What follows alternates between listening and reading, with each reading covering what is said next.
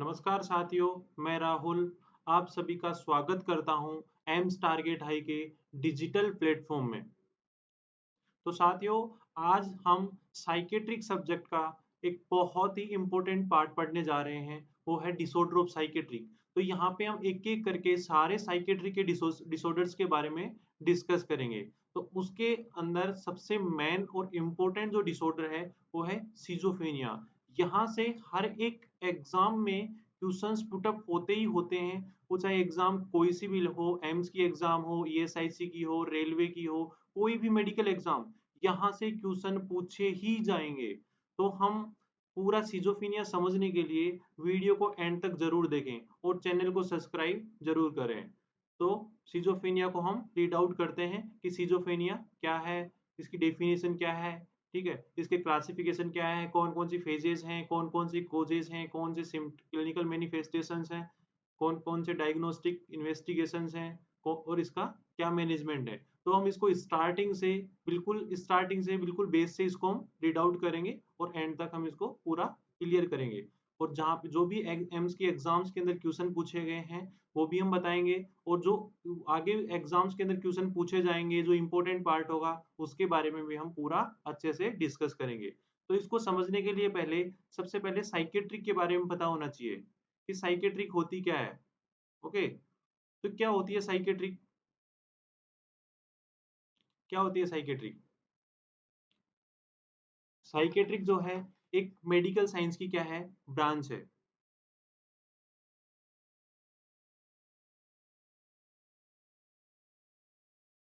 Psychiatry is a branch of medical science,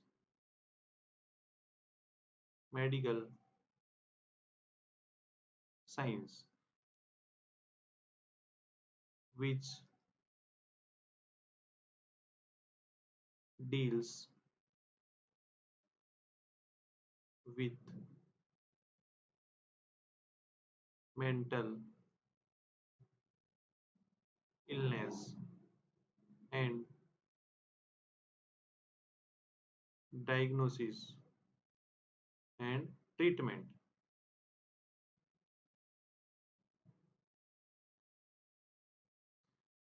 तो साथियों, psychiatry क्या है, एक मेडिकल साइंस की एक ब्रांच है, ठीक है। और इसके अंदर हम जो है पढ़ते हैं, किसको पढ़ते हैं, मेंटल इलनेस को पढ़ते हैं। किसको पढ़ते हैं, मेंटल इलनेस, मानसिक बीमारियों को पढ़ते हैं। और उनका हम डायग्नोसिस करते हैं, मतलब उस बीमारी का हम पता लगाते हैं कि इस पेशेंट में कौन सी बीमारी है, ठीक है। और उसका हम क्या करते हैं, ट्रीटमेंट करते हैं। तो इसको हम क्या बोलते हैं, साइकेट्रिक बोलते हैं। क्या बोलते हैं साथियों, साइकेट्रिक बोलते हैं, ठीक है। नेक्स्ट हम बात करते हैं सिजोफेनिया। साथियों बहुत इंपॉर्टेंट है, ध्यान से देखना, ध्यान से समझना।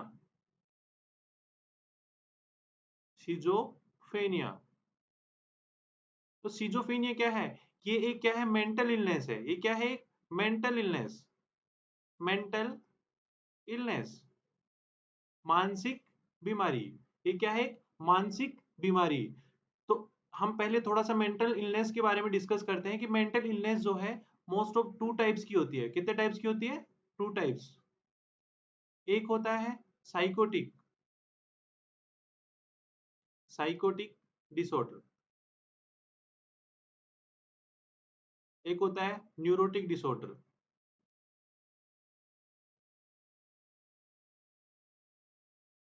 साइकोटिक डिसऑर्डर और न्यूरोटिक डिसऑर्डर एंड अदर्स। तो मेनली टू टाइप्स की होती है, तो साइकोटिक एंड न्यूरोटिक। तो हम पहले इनके बारे में थोड़ा सा जानते हैं कि साइकोटिक डिसऑर्डर क्या होते हैं, न्यूरोटिक डिसऑर्डर क्या होते हैं। ओके, तो सबसे पहले हम बात करते हैं साइकोटिक डिसऑर्डर की।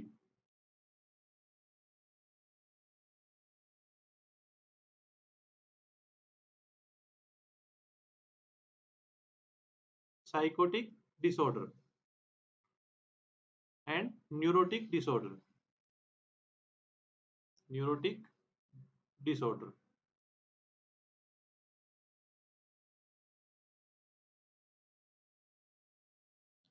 ओके, तो सबसे पहले हम बात करते हैं साइकोटिक डिसऑर्डर की। ये साइकोटिक जो डिसऑर्डर होते हैं, ये क्या होते हैं, मेजर मेंटल इलनेस। ये क्या होते हैं, मेजर मेंटल इलनेस।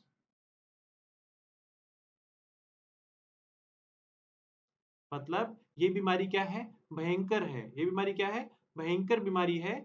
मतलब मेजर है। मानसिक बीमारी क्या है, मेजर में रोल अदा करती है किसमें, मानसिक बीमारियों में। तो सिजोफ्रेनिया क्या है, साइकोटिक डिसऑर्डर है। सिजोफ्रेनिया क्या है, साइकोटिक डिसऑर्डर है। इट मींस कि ये बीमारी क्या है, थोड़ी डेंजरस है। क्या है, डेंजरस है। न्यूरोटिक डिसऑर्डर, न्यूरोटिक डिसऑर्डर क्या है, minor minor mental illness.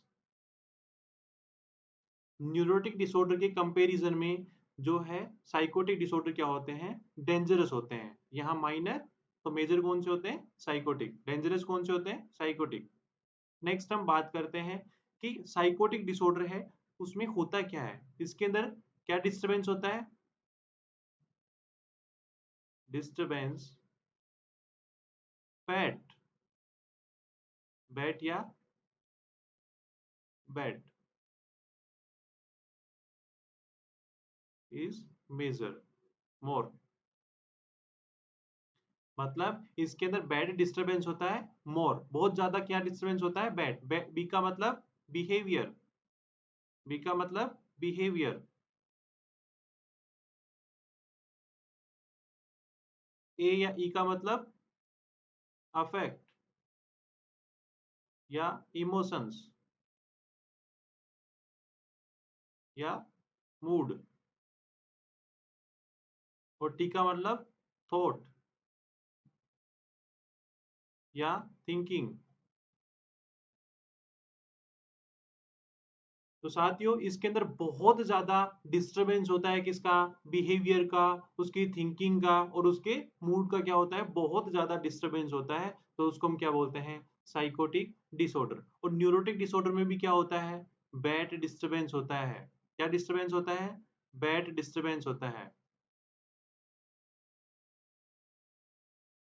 Disturbance bad is less. मतलब ये भी होता है, लेकिन क्या होता है, कम होता है। क्या होता है, कम। मतलब पेशेंट का बिहेवियर भी डिस्टरबेंस होगा, उसका मूड भी डिस्टरबेंस होगा और उसके थॉट्स भी क्या होंगे, यहाँ पे डिस्टरबेंस होगा। तो इसका मतलब क्या है कि मतलब पेशेंट का जो बिहेवियर है, मूड है और उसकी थिंकिंग है, वो क्या होगी, डिस्टरबेंस होगी, लेकिन कम होगी। लेकिन ज्यादा किस में होगी, साइकोटिक डिसऑर्डर में। तो डेंजरस कौन से हैं, साइकोटिक डिसऑर्डर। नेक्स्ट, नेक्स्ट हम बात करते हैं कि साइकोटिक और न्यूरोटिक डिसऑर्डर। तो साइकोटिक डिसऑर्डर कैसे, इसके कॉजेज क्या होते हैं, साइकोटिक डिसऑर्डर के क्या कॉजेज होते हैं, किसकी वजह से होते हैं। तो ये होते हैं बायोलॉजिकल फैक्टर्स की वजह से।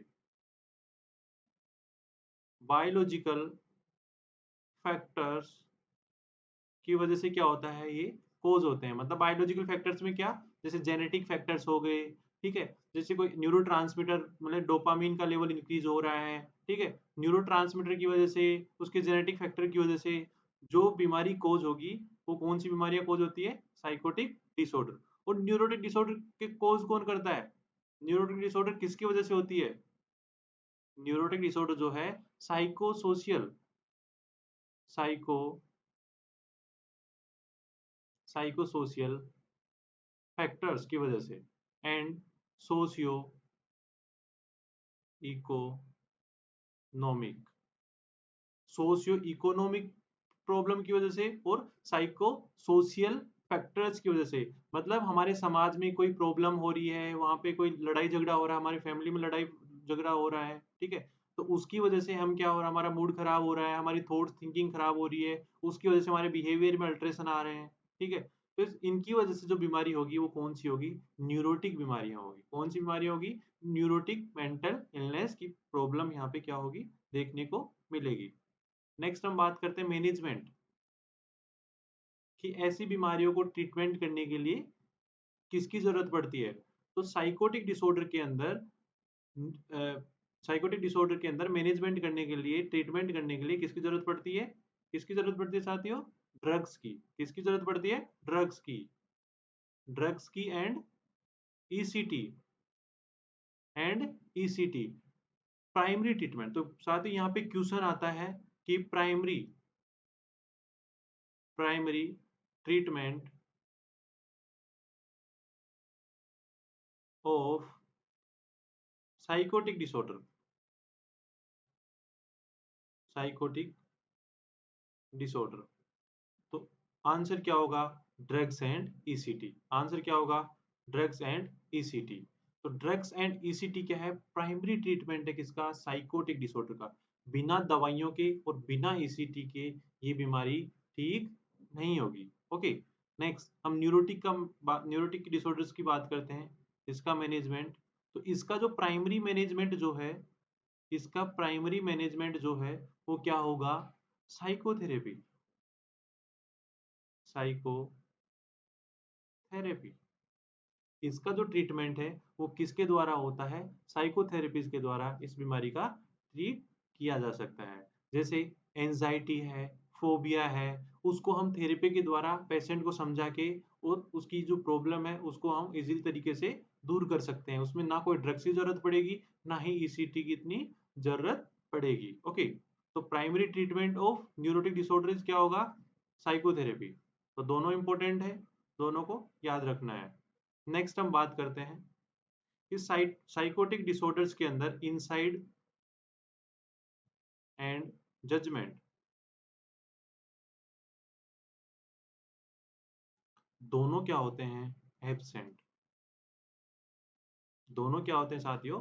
एब्सेंट होते हैं। दोनों एब्सेंट क्या हो? इनसाइड, इनसाइड मतलब खुद को जानने की एबिलिटी। जजमेंट का मतलब किस चीज को जज करना, उसको नहीं पता होता पेशेंट को कि मैं कहाँ हूँ, क्या कर रहा हूँ, ठीक है, मेरे को क्या करना चाहिए इस टाइम में, जो ये सामने खड़ा है ये कौन है, उसको कुछ नहीं पता होता है। ठीक है, ये इतनी डेंजरस बीमारियां होती है। लेकिन न्यूरोटिक डिसऑर्डर में ये दोनों क्या होती है? प्रेजेंट होती है। इनसाइड एंड जजमेंट क्या होती है? प्रेजेंट। क्या होती है?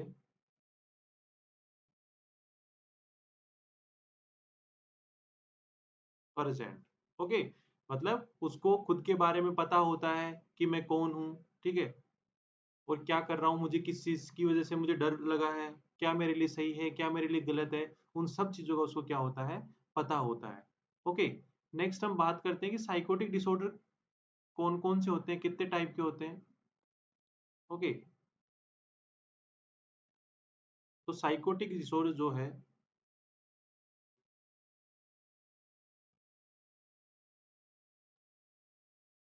साइकोटिक डिसऑर्डर जो है दो टाइप के होते, सॉरी तीन टाइप के होते हैं। Number one, functional psychotic disorder. Functional psychotic disorder. एक होता है ऑर्गेनिक साइकोटिक या ब्रेन डिसऑर्डर,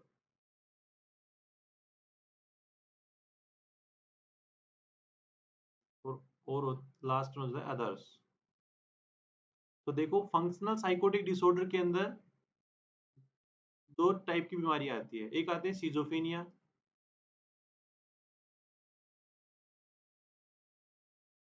और एक होते हैं मूड डिसऑर्डर।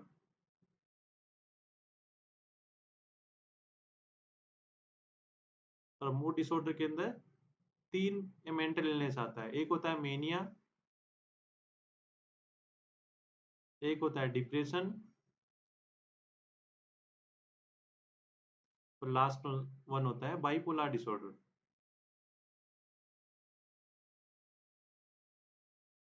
तो साथियों, साइकोटिक जो डिसऑर्डर है वो तीन टाइप का होता है। Number one, functional psychotic disorder, organic psychotic या ऑर्गेनिक ब्रेन डिसऑर्डर, और लास्ट वन इज अदर। तो फंक्शनल साइकोटिक डिसऑर्डर दो टाइप का होता है, जिसमें दो डिसऑर्डर्स आते हैं, दो टाइप के डिसऑर्डर आते हैं, एक सिजोफ्रेनिया, एक मूड डिसऑर्डर। मूड डिसऑर्डर में तीन टाइप के डिसऑर्डर होते हैं, mania, depression and bipolar. Organic mental disorder के अंदर आते हैं दो टाइप के डिसऑर्डर, एक होता है डिलेरियम, एक होता है डिमेंशिया। एक होता है डिलेरियम, एक होता है डिमेंशिया। एक होता है डिलेरियम, एक होता है डिमेंशिया। ओके, नेक्स्ट अदर से बाकी जो भी जितने भी डिसऑर्डर हैं, ईटिंग डिसऑर्डर हो गए, चाइल्डहुड डिसऑर्डर हो गए, सेक्सुअल डिसऑर्डर हो गए, पर्सनालिटी डिसऑर्डर हो गए, जितने भी साइकेट्रिक डिसऑर्डर है वो सारे को किस में आएंगे, अदर्स में। तो साथियों यहाँ से एक एक बहुत ही इंपॉर्टेंट क्वेश्चन आता है कि सिजोफ्रेनिया कैसा डिसऑर्डर है। तो सिजोफ्रेनिया कैसा डिसऑर्डर है? Functional psychotic disorder. कौन सा डिसऑर्डर है? Functional psychotic disorder. ओके, इसको हम आगे देखेंगे। नेक्स्ट हम बात करते हैं न्यूरोटिक डिसऑर्डर्स की। न्यूरोटिक डिसऑर्डर कि न्यूरोटिक डिसऑर्डर होते कौन कौन से हैं? तो जैसे anxiety, phobia, okay, anxiety, phobia, OCD, obsession compulsion disorder, hysteria, हाइपोकोंड्रियासिस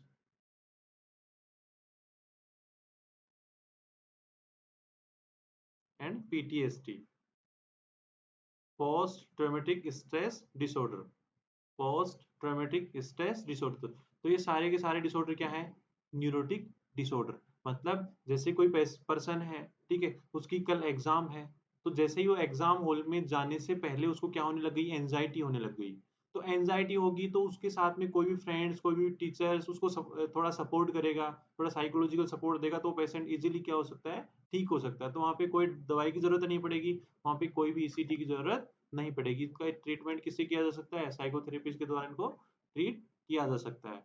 लेकिन साइकोटिक डिसऑर्डर जैसे किसी को सीजोफ्रेनिया हो गया, तो सीजोफ्रेनिया जो है वो बिना दवाइयों के और बिना ईसीटी के ये ठीक नहीं हो सकता।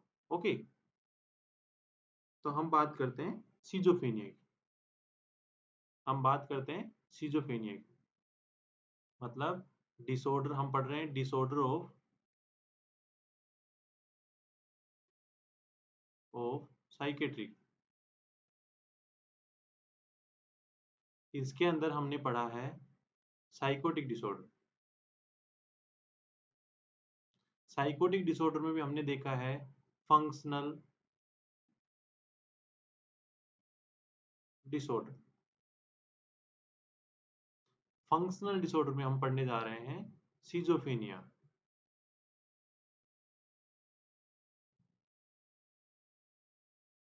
ओके, क्या पढ़ने जा रहे हैं? सीजोफ्रेनिया। तो बहुत ही इंपॉर्टेंट है, हमको स्टार्ट करते हैं।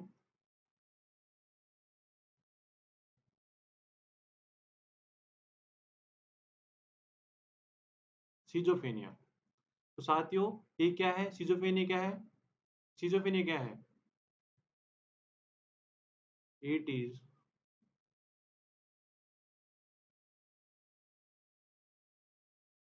It is a functional psychotic disorder. Okay, next हम बात करते हैं कि जो सीजोफ्रेनिया है वो टू ग्रीक वर्ड से मिलके बना हुआ है। कितने ग्रीक वर्ड से? टू ग्रीक वर्ड से क्या हुआ है? मिलके बना हुआ है। नंबर वन, सीजो प्लस फेनिक। सीजो प्लस फेनिक ये क्या है? Two Greek word. क्या है? टू ग्रीक वर्ड से ये क्या है? मिलके बना हुआ होता है। सीजोफेनिया का, सीजो का मतलब जो है वो होता है स्प्लिट, और फेनिक का मतलब होता है माइंड। मतलब हमारा जो माइंड है, हमारा जो ब्रेन है, वो क्या हो जाता है? अलग अलग पार्ट्स में क्या कर देता है? डिवाइडेशन कर देता है हमारे ब्रेन को, जिसकी वजह से हमारा बिहेवियर, हमारा थॉट्स, हमारे थिंकिंग्स, हमारा मूड, सबके सब में क्या आ जाता है? अल्ट्रेशन आ जाता है। और उस अल्ट्रेशन की वजह से हमारी बॉडी की पूरी बॉडी क्या हो जाती है? डिस्टरबेंस हो जाती है। उसको हम क्या बोलते हैं? सिजोफ्रेनिया। स्प्लिट का मतलब होता है अलग अलग पार्ट्स में क्या करना? डिवाइडेशन करना। ओके, किसको? माइंड को। माइंड को क्या करेंगे? अलग अलग पार्ट्स में क्या कर देता है? डिवाइडेशन कर देता है। ओके, नेक्स्ट नेक्स्ट हम बात करते हैं कि जो सिजोफ्रेनिया जो है वो किसने और कब दिया था? सिजोफेनिया coined by यूगन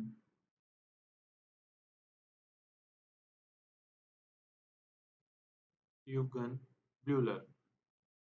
यूगन ब्यूलर नाम के साइंटिस्ट ने दिया था। कब दिया था? 1908 के अंदर। कब दिया था? 1908 के अंदर। तो साथियों बहुत बार क्वेश्चन पूछा हुआ है कि सिजोफ्रेनिया वर्ड किसने दिया था? यूगन ब्यूलर नाम के साइंटिस्ट ने दिया था। कब दिया था? 1908 के अंदर। ओके, नेक्स्ट नेक्स्ट हम बात करते हैं कि सिजोफ्रेनिया को पहले किस नाम से जाना जाता था। तो प्रीवियसली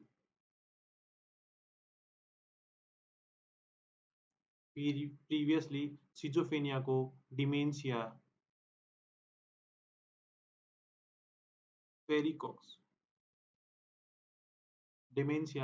पेरिकॉक्स के नाम से जाना जाता था। सिजोफ्रेनिया को पहले किस नाम से जाना जाता था? Dementia praecox. और ये किस किसने दिया था dementia praecox? Doctor Emil Kraepelin. Doctor Emil Kraepelin ने क्या दिया था? डिमेंशिया पेरिकॉक्स की डिस्कवरी की थी। कब की थी? 1887 के अंदर। कब की थी? 1887 के अंदर। तो दोस्तों यहाँ से ये भी क्वेश्चन आता है कि सिजोफ्रेनिया को पहले किस नाम से जाना जाता था? Dementia praecox. और इसकी डिस्कवरी किसने की थी? डॉक्टर एमिल क्रिपलिन ने। कब की थी? 1887 के अंदर, 1887 के अंदर।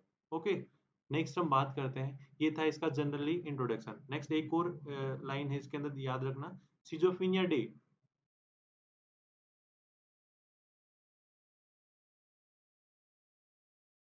सिजोफ्रेनिया डे कब मनाया जाता है? 24 मई।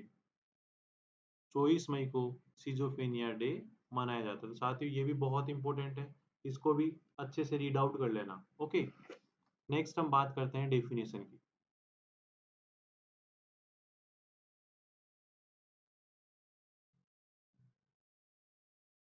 Definition of schizophrenia. तो डेफिनेशन ऑफ सिजोफ्रेनिया में क्या आएगा? क्या आएगा डेफिनेशन ऑफ सिजोफ्रेनिया में? कि सिजोफ्रेनिया में क्या होता है? साइकोटिक डिसऑर्डर में क्या होता है? बैड डिस्टरबेंस होता है। तो सिजोफ्रेनिया में भी क्या होगा? बैड डिस्टरबेंस होगा। क्या डिस्टरबेंस होगा? बैड डिस्टरबेंस होगा। तो इसकी डेफिनेशन होगी साथियों, it is a functional psychotic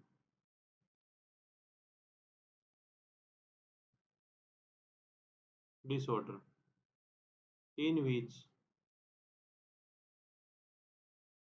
disturbance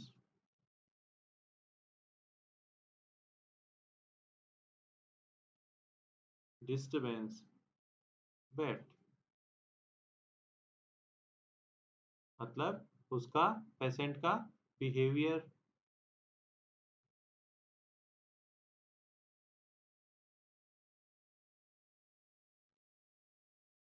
उसका affect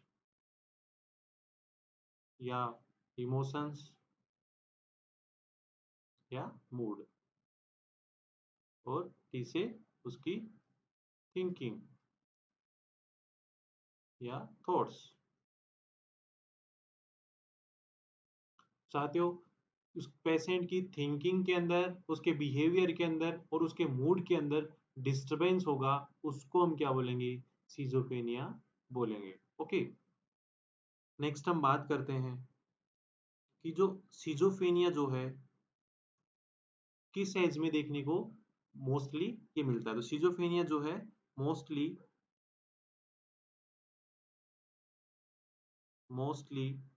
occur late adolescence.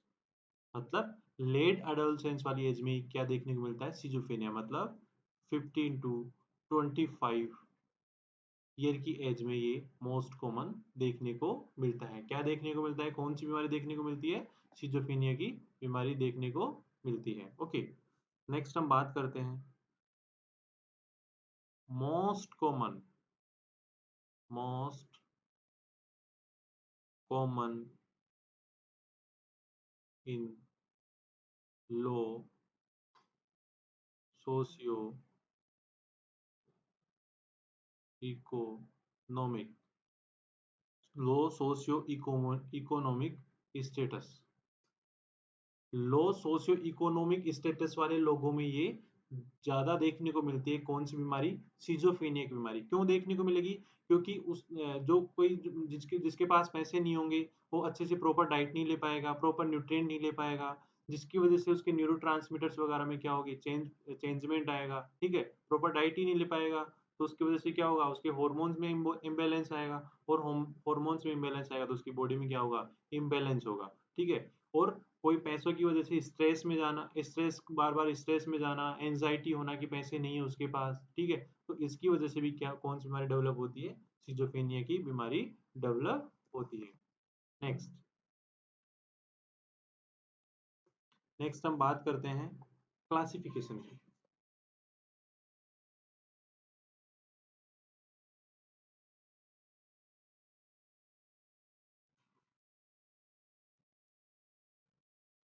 Classification of schizophrenia according to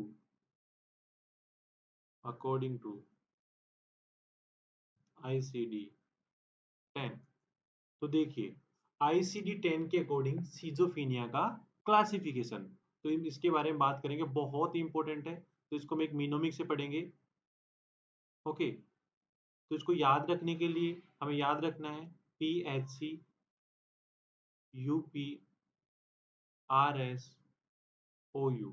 okay, PHC UP में भी है, राजस्थान स्टेट में भी है, और यूनिवर्स और पूरे यूनिवर्स में भी क्या है? PHC है। तो इसको याद इस तरीके से रखना है, PHC UP RSOU।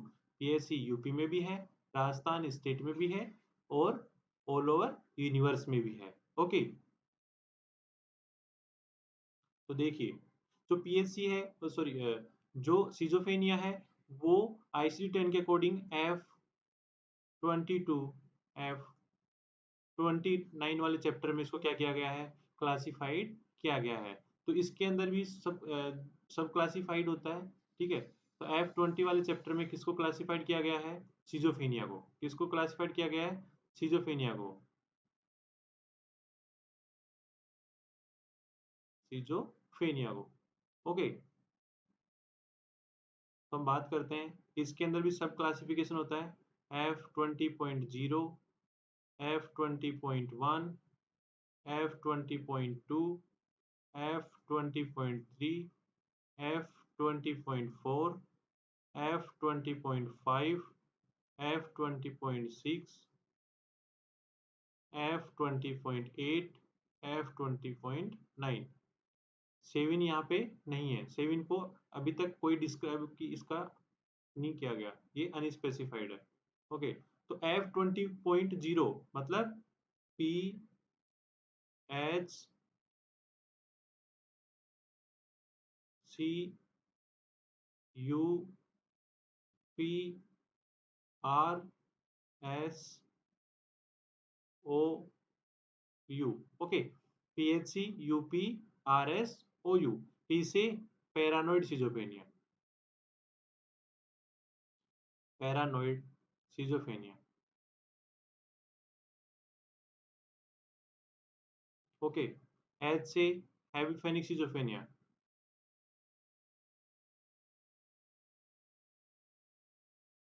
हैवीफेनिक schizophrenia. C से कैटाटोनिक, कैटाटोनिक सिजोफ्रेनिया। U से undifferentiated,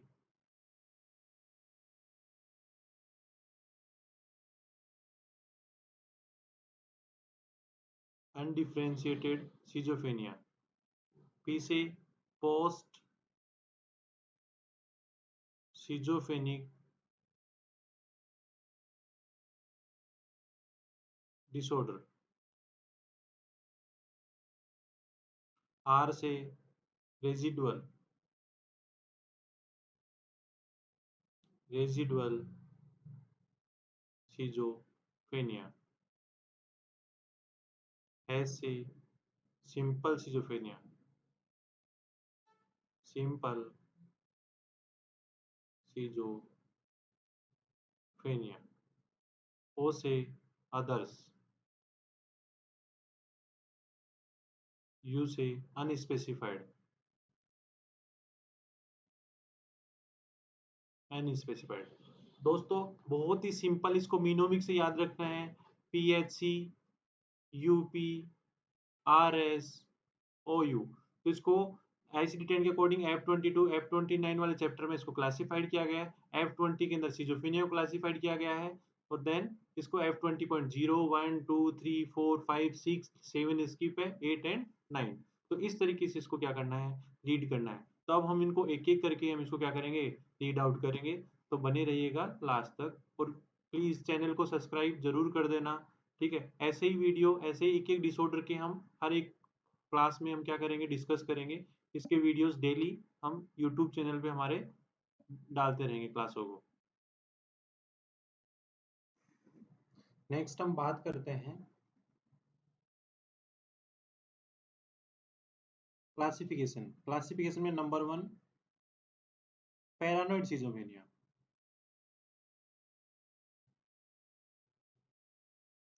paranoid schizophrenia,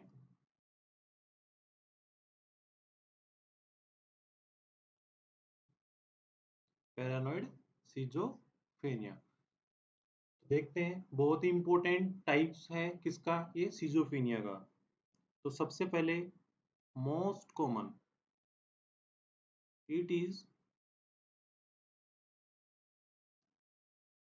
most common type of schizophrenia. Paranoid schizophrenia क्या है, मोस्ट कॉमन टाइप है किसका, सिजोफ्रेनिया का। ओके, नेक्स्ट नेक्स्ट हम बात करते हैं कि इसका जो ऑनसेट है वो कैसा है, ग्रेजुअल। ऑनसेट इज ग्रेजुअल, मतलब ये बीमारी क्या है, धीरे धीरे पर्सन में क्या होती है, डेवलप होती है, एक साथ नहीं होती। नेक्स्ट, ये कौन सी ईयर वाली एज में देखने को मिलती है, ये 30 to 50 ईयर, 30 से 50 साल वाले लोगों में ये बीमारी ज्यादातर देखने को मिलती है। नेक्स्ट, इसके क्लिनिकल फीचर्स, कि इनके अंदर क्या क्या सिम्टम्स आते हैं, ऐसे पैरानोइड सिजोफ्रेनिया वाले पेशेंट में क्या क्या चीजें देखने को मिलती है। नेक्स्ट, सबसे पहले इसमें जो देखने को मिलेगी, सस्पेंशियसनेस।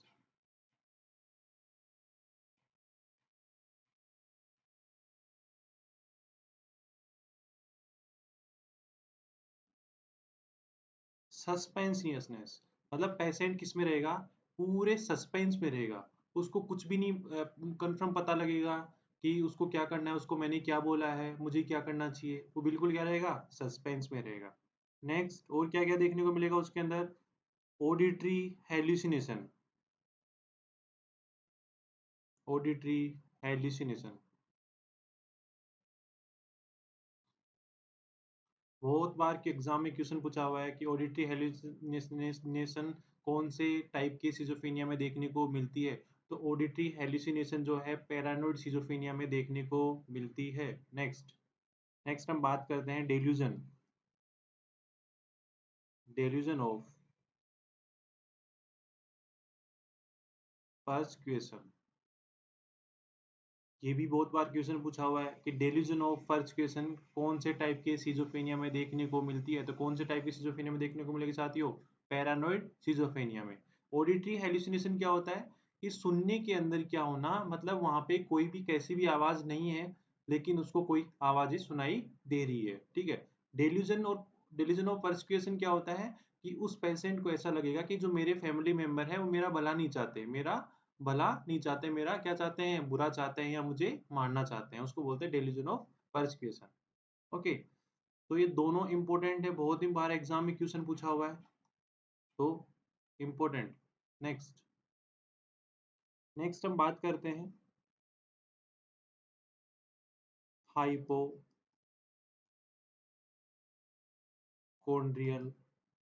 डेल्यूजन भी इसमें देखने को मिलता है। हाइपोकोंड्रियल डेल्यूजन भी इसमें क्या कर देखने को मिलता है। क्या होता है हाइपोकोंड्रियल डेल्यूजन? मतलब पेशेंट को ऐसा लगेगा कि मुझे क्या है, कोई बहुत भयंकर इलनेस है लेकिन उसमें कोई बीमारी नहीं देखने को मिलेगी, लेकिन उसको लगेगा कि मुझे कोई ना कोई बीमारी है। ओके। डेल्यूजन का मतलब भ्रम होना, मतलब गलत चीज परसीव होना उसको, कि वो चीज है नहीं रियलिटी में ऐसी, लेकिन उसको क्या होना, मतलब भ्रम होना। Next, ECT is effective। Paranoid schizophrenia में ईसीटी जो है वो क्या होती है, बहुत ही इफेक्टिव होती है। यहाँ पे क्या करती है, ईसीटी से ही पेशेंट का क्या होता है, ट्रीटमेंट होता है। ठीक है। Next, number 2 type. साथ ही यहाँ पे हमने पैरानोइड में पढ़ा कि इस पैरानोइड सिजोफ्रेनिया क्या है, ये मोस्ट कॉमन टाइप है किसका, सिजोफ्रेनिया का। ठीक है। नेक्स्ट हमने देखा कि ऑनसेट इसका क्या है, ग्रेजुअल है, बीमारी धीरे धीरे क्या होती है, डेवलप होती है। नेक्स्ट, ये 30 to 50 ईयर वाले एज वाले पेशेंट के अंदर ये मोस्ट कॉमन देखने को मिलती है। नेक्स्ट, इन पेशेंट की क्या क्या विशेषताएं होती है, इन पेशेंट्स में सस्पेंशियसनेस देखने को मिलता है, ऑडिटरी हेलुसिनेशन देखने को मिलेगा, डेल्यूजन ऑफ पर्सुएशन देखने को मिलेगा, और डेल्यूजन ऑफ हाइपोकोंड्रियल देखने को मिलेगा। क्लियर। नेक्स्ट, जीसीटीज इसमें क्या होती है, इफेक्टिव होती है।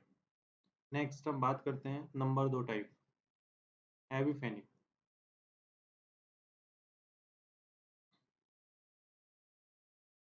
एविफेनिक सीजोफ्रेनिया। तो देखिए हेविफेनिक सीजोफ्रेनिया क्या होता है।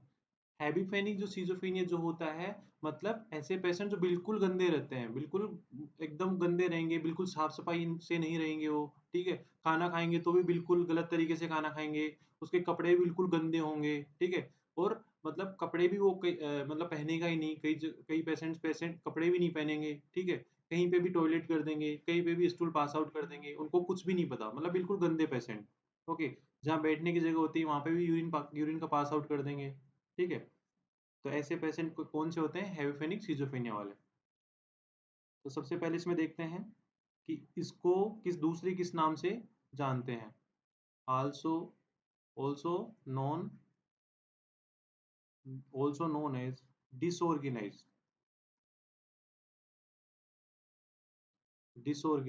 Schizophrenia.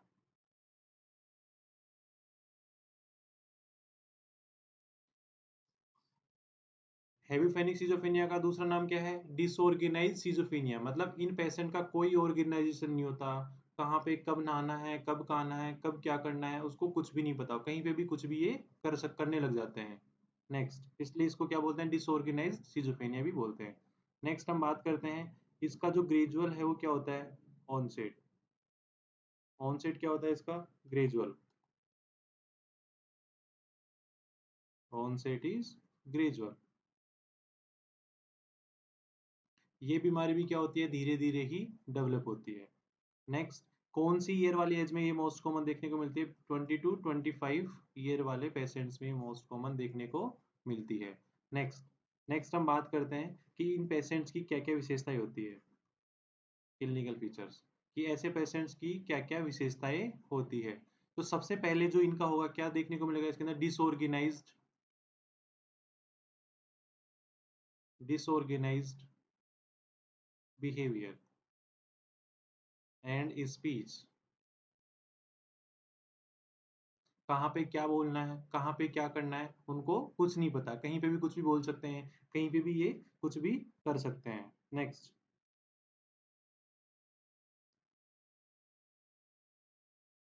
Disturbance is thinking more. ऐसे पेशेंट की थिंकिंग बहुत ज्यादा क्या होती है, यहाँ पे डिस्टरबेंस होती है। ओके। नेक्स्ट, ऐसे पेशेंट्स क्या होते हैं, resist to cloth, resist to clothes, मतलब ये कपड़े भी नहीं पहनेंगे। Next,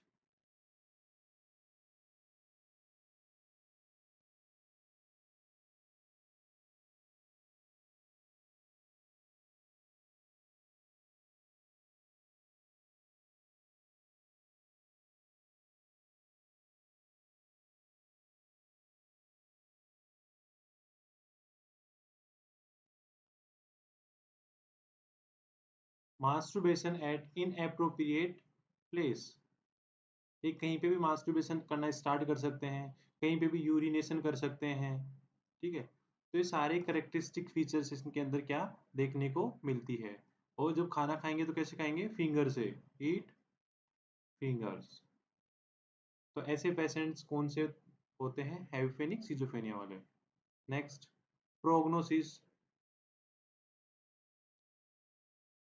prognosis is not good, ऐसे पेशेंट का ट्रीटमेंट होना बहुत ही मुश्किल होता है, ठीक है।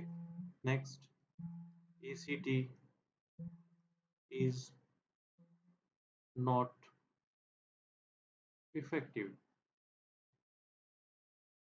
ऐसे पेशेंट में ईसीटी इफेक्टिव नहीं होती, ईसीटी भी काम नहीं करती है, ओके। नेक्स्ट, नंबर 3, बहुत ही इंपॉर्टेंट,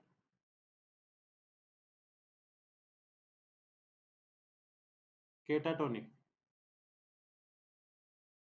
केटाटोनिक सिजोफेनिया।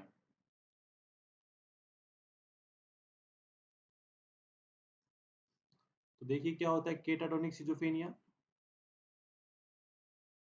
एक्यूट या सडन, सडन ऑनसेट। केटाटोनिक सिजोफेनिया जो है, ये अचानक से बीमारी क्या होने स्टार्ट हो जाएगी सडन। अब मतलब ग्रेजुअल नहीं होगी, क्या होगी, सडन होगी स्टार्ट, मतलब पता भी नहीं लगेगा कि बीमारी कब कैसे केटाटोनिक सिजोफेनिया वाली बीमारी क्या होगी, डेवलप हो जाएगी with in few days, okay. Next, ये कौन सी एज ग्रुप में ये देखने को मिलेगी, 15 to 25, 15 to 25 ईयर वाले में ये मोस्ट कॉमन देखने को मिलेगी। नेक्स्ट, हम बात करते हैं कि जो इसके अंदर है वो मेनली क्या चीज देखने को मिलेगा, क्लिनिकल फीचर्स। ऐसे पेशेंट्स के अंदर motor disturbance,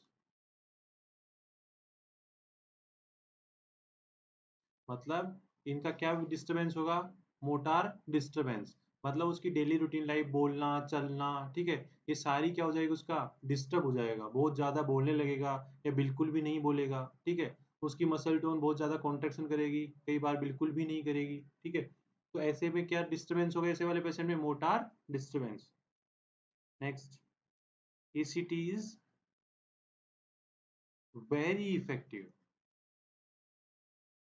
ECT is very effective. तो ये भी क्वेश्चन आता है कि सिजोफ्रेनिया कौन सा टाइप है जहाँ पे ईसीटी बहुत ज्यादा इफेक्टिव होती है, तो कौन सा किसमें होगी, कैटाटोनिक सिजोफ्रेनिया के अंदर। Next, prognosis is good,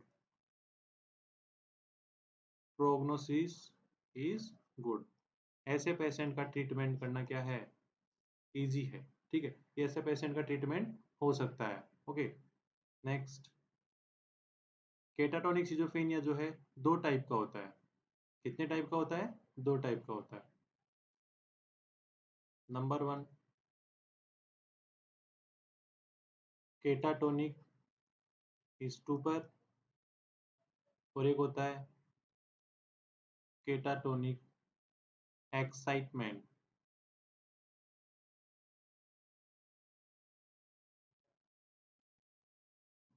केटाटोनिक stupor and catatonic excitement, okay. तो केटाटोनिक स्टूपर मतलब साइलेंट,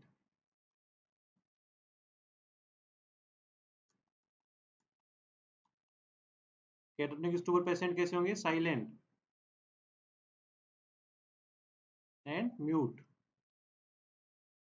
मतलब ऐसे पेशेंट जो एकदम बिल्कुल साइलेंट है, बिल्कुल क्या है, म्यूट है, तो कौन से होंगे, स्टूपर।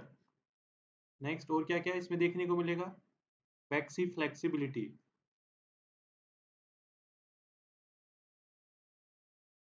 मतलब loss of muscle tone. Next, और क्या क्या देखने को मिलेगा, mask like face, mask like face, मतलब बिल्कुल ऐसा लगेगा कि डम्मी की तरह यहाँ पे कोई डम्मी बिठा रखी है, बिल्कुल एकदम साइलेंट म्यूट, उसको कुछ बोलेंगे तो कोई रेस्पॉन्स भी वो नहीं करेगा। Next, depression like behaviour show करेगा वो। डिप्रेशन लाइक बिहेवियर या सिम्टम्स। डिप्रेशन लाइक बिहेवियर वहां पे क्या देख शो करेगा, depression like behaviour. Next, patient जो है यूरिन एंड स्टूल मतलब क्लोथ्स के अंदर ही क्या कर देगा, पास आउट कर देगा इन क्लोथ्स। तो ऐसे पेशेंट्स को हम क्या बोलेंगे, केटाटोनिक स्टूपर। नेक्स्ट है केटाटोनिक एक्साइटमेंट। ऐसे पेशेंट्स में मतलब क्या देखने को मिलेगा, उसकी जो पर्पसलेस एक्टिविटी एक्सेसिव, उसकी जो एक्टिविटी होगी क्या होगी, इंक्रीज पर्पसलेस एक्टिविटी। मतलब बहुत ज्यादा बोलना, ठीक है, और कहीं पे भी कुछ भी बोल देना, किसी से एंगर, एग्रेसिव, ये पेशेंट क्या होंगे, एग्रेसिव। एग्रेसिव, ये किसी को भी हार्म पहुंचा सकते हैं, ये किसी को क्या कर सकते हैं, हार्म पहुंचा सकते हैं, किसी को भी मार सकते हैं। नेक्स्ट, हाइपर एक्टिविटी, इनकी एक्टिविटी कैसी होगी, हाइपर। तो ऐसे पेशेंट्स को हम क्या बोलेंगे, केटाटोनिक एक्साइटमेंट। क्लियर है साथियों। ईसीटी यहाँ पे सबसे ज्यादा इफेक्टिव किसमें होती है, केटाटोनिक सिजोफ्रेनिया के अंदर क्या होती है, ECT is very effective. Clear. कितने टाइप का होता है, दो टाइप का होता है, केटाटोनिक स्टूपर एंड केटाटोनिक एक्साइटमेंट। ये कैसा होता है, एक्यूट एंड सडन, इसका क्या होता है, ऑनसेट होता है। Next, undifferentiated.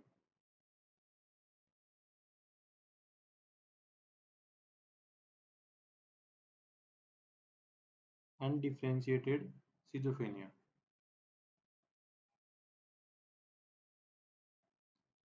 देखिए साथ साथ ही, और अनडिफरेंशिएटेड सिजोफ्रेनिया क्या होता है, ऐसा सिजोफ्रेनिया जिसमें डिफरेंशिएटेड हम नहीं कर पाएंगे। मतलब कि ये केटाटोनिक वाला पेशेंट है, ये हेबीफेनिक वाला पेशेंट है, या ये पैरानोइड सिजोफ्रेनिया वाला पेशेंट है, इनके अंदर हम डिफरेंस ही नहीं कर पाएंगे। क्यों नहीं कर पाएंगे, कि उनके अंदर जो सिम्टम्स है वो क्या लगे दिखेंगे, हमें कॉमन दिखेंगे। कि हेबीफेनिक के भी इसके अंदर सिम्टम्स देखने को मिल रहा है, पैरानोइड भी वाले देखने को मिल रहा है, केटाटोनिक वाले भी सिम्टम्स इसमें देखने को मिल रहा है, तो हम इसमें डिफरेंस ही नहीं कर पाएंगे। ऐसे सिजोफ्रेनिया को हम क्या बोलेंगे, undifferentiated schizophrenia. Does not meet the criteria for paranoid हैबीफेनिक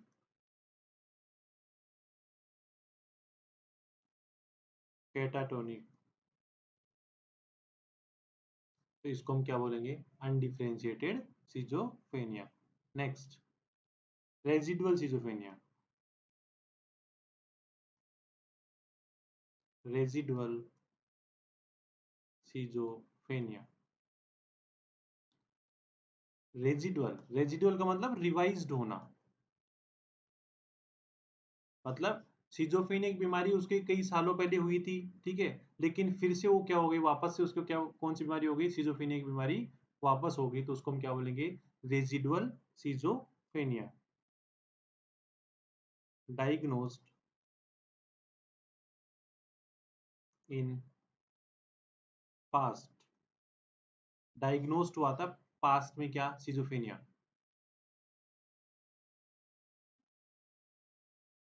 okay. Next, हम बात करते हैं कि इसके अंदर क्या क्या सिम्टम्स मोस्टली देखने को मिलेगा, negative symptoms, negative symptoms of schizophrenia. Negative symptoms इसमें ज्यादा देखने को मिलेंगे, हम आगे बात करेंगे कि नेगेटिव सिम्टम्स क्या होते हैं, और पॉजिटिव भी देखने को मिलेंगे। पॉजिटिव बट रेयरली, पॉजिटिव क्या देखने को मिलेंगे, रेयर, बहुत कम देखने को मिलेंगे पॉजिटिव, ज्यादा कौन से देखने को मिलेंगे, नेगेटिव सिम्टम्स ज्यादा देखने को मिलेंगे। नेक्स्ट, ऑनसेट कैसा रहेगा इसमें, इज एक्यूट, मतलब ये बीमारी भी क्या होगी, अचानक से देखने को मिलेगी। ओके, एक्यूट, तो इसको हम क्या बोलेंगे, residual schizophrenia. Next, simple schizophrenia.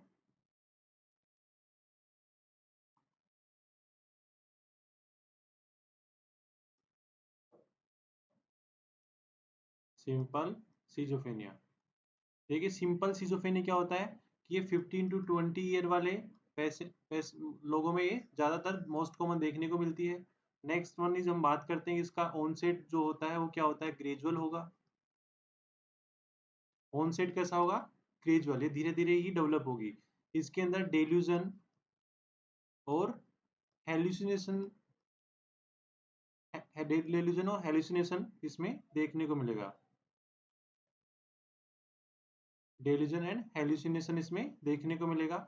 ECT is not effective, ECT is not effective, ECT भी यहाँ पे काम नहीं करेगी। Prognosis is not good,